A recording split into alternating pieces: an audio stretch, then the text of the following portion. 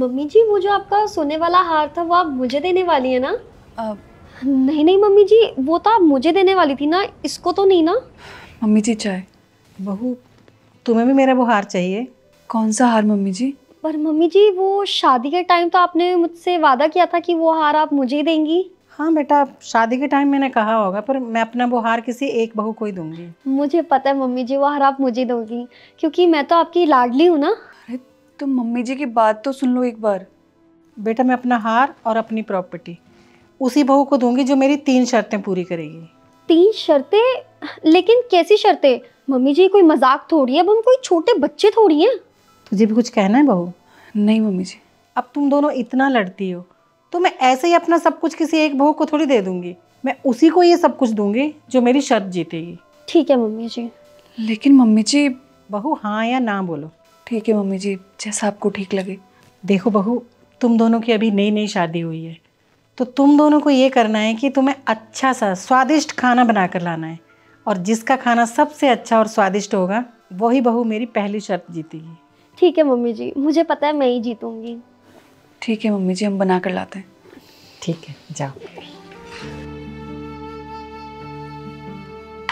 मुझे पता है मम्मी जी, आपको मेरा खाना ही पसंद आएगा। देखते हैं।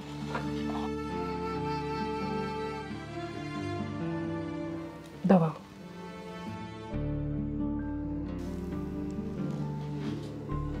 अच्छा है, पर तुम दोनों में से किसी एक ने ही शर्त जीती है, और उसका नाम मैं बाकी दोनों शर्तें पूरी होने के बाद ही बताऊंगी। अब ये क्या नया नाटक है मम्मी जी? बहुत हो गया, बस आप जल्दी से ना अपनी सारी प्रॉपर्टी मेरे नाम कर दो बस। फुलवती, तुम ही मम्मी जी से किस तरीके से बात कर रही हो? ओ हेलो, तू होती कौन है बीच में बोलने वाली? अब तुम दोनों आपस में झगड़ा ही करते रहोगे कि तुम्हें दूसरी शर्त नहीं जाननी है? नहीं नहीं मम्मी जी, जाननी है ना। तो दूसरी शर्त जानने से पहले मैं ये जानना चाहती हूँ कि मेरी अलमीरे में से मेरा सोने का हार किसने निकाला है? नहीं नहीं मम्मी जी, मैं क्यों आपका हार चुराऊंगी? और वैसे भी वो हार तो मेरा ही है ना, पक्का ना इसने ही चोरी करी होगी। नहीं मम्मी जी, मैंने कोई चोरी नहीं करी है। मम्मी जी झूठ बोल रही है। बस, अब बहुत हुआ। आपस में लड़ लड़ के इस तरह से एक दूसरे पे इल्ज़ाम मत लगाओ। मैं जानती हूँ चोरी किसने की है। किसने की है मम्मी जी? तुम दोनों ये लिफाफे उठाओ। अब ये क्या नया नाटक है मम्मी जी? इससे कैसे पता चल जाएगा कि चोरी किसने की है? मम्मी जी, ये दूसरी शर्त है क्या? नहीं, ये दूसरी शर्त नहीं है। दूसरी और तीसरी शर्त मैं तुम्हें कल बताऊंगी। अभी तुम दोनों ये लिफाफे ले जाकर अपने अपने तकिए के नीचे रख दो। जो भी चोर होगा उसके लिफाफे के अंदर की पर्ची का रंग चेंज हो जाएगा।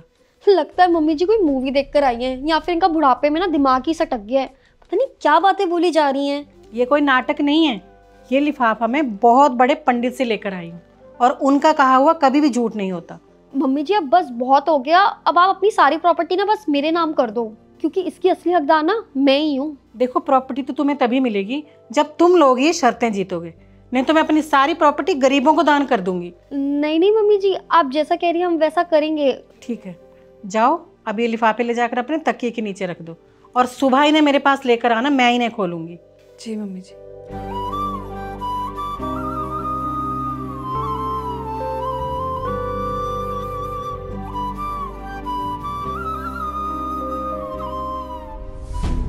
देखा मम्मी जी, मैंने तो कहा ही था असली चोर यही है। आपने ना आस्तीन का सांप पाल रखा है घर में। निकाल दीजिए इस चोर को हमारे घर से बाहर। नहीं नहीं मम्मी जी, मैंने कोई चोरी नहीं करी है। मुझे नहीं पता कि इसका हरा रंग कैसे हो गया। तुम परेशान मत हो बेटा, मुझे पता है चोरी तुमने नहीं की है। तो किसने की है मम्मी जी चोरी? आपने देखा तो मेरे इसमें से व्हाइट पर्ची निकली, तो असली चोर तो यही हुई ना फिर। एक बात बोलूं तुम्हें, असली चोर तुम हो। तुमने चोरी की है अपने घर में। तुम्हें शर्म नहीं आई ये करते हुए? मैंने दोनों लिफाफों में सेम कलर की पर्चियां रखी थी, और तुमने चोरी के डर की वजह से वो पर्ची बदल दी, और इस बहू ने तो अपना लिफाफा खोला तक नहीं। तुम अपनी बेवकूफ़ी की वजह से, या यूं कहूं कि चालाकी की वजह से पकड़ी गई। अब तुम सच सच सब बताओगी या मैं पुलिस को बुलाऊं? हाँ मम्मी जी, मैंने ही चोरी की थी।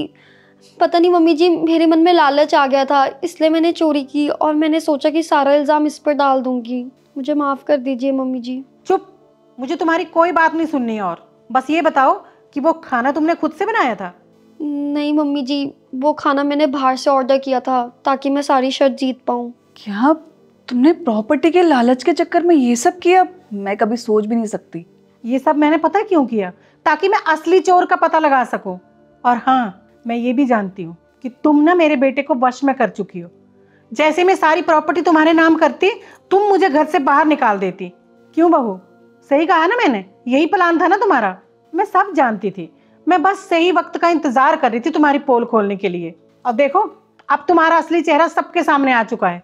अब मैं अपनी सारी प्रॉपर्टी अपनी इस बहू के नाम करूंगी, क्योंकि वो तुम्हारी तरह लालची नहीं है। तुम्हारी इस गिरी हुई हरकत की वजह से मम्मी जी ने आज ये लिफाफे वाला गेम खेला और देखो तुम्हारी चोरी पकड़ी गई।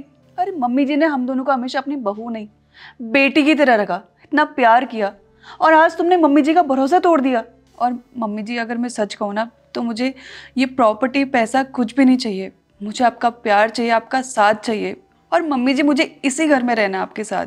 हाँ बहू, और तुम जेल जाने के लिए तैयार हो जाओ, क्योंकि चोरी करने वाले को मैं कभी माफ नहीं करती। नहीं नहीं मम्मी जी, प्लीज़ आप मुझे जेल मत भेजिए मम्मी जी, मैं आपके पाँव पड़ती हूँ मम्मी जी। पता नहीं लालच के चक्कर में मैंने क्या कुछ नहीं कर दिया मम्मी जी, प्लीज़ मुझे माफ़ कर दीजिए मम्मी जी, मुझे जेल मत भेजिए। मैंने तुम्हें कहा ना, मैं माफ नहीं करूंगी। हटो यहाँ से। हेलो दोस्तों, कैसे हैं आप लोग? आपने जो वीडियो देखी बहुत इंपॉर्टेंट टॉपिक पे है, तो जल्दी से इस वीडियो को सभी फ्रेंड के साथ, फैमिली के साथ शेयर कीजिए ताकि इसका मैसेज सभी तक पहुंच सके। जल्दी शेयर कीजिए। और अगर आप लोग चाहते हैं कि आपकी स्टोरी मेरे वीडियोस में आए, तो आप लोग अपनी स्टोरी इंस्टाग्राम पे भेज सकते हैं अच्छे से मॉरल के साथ।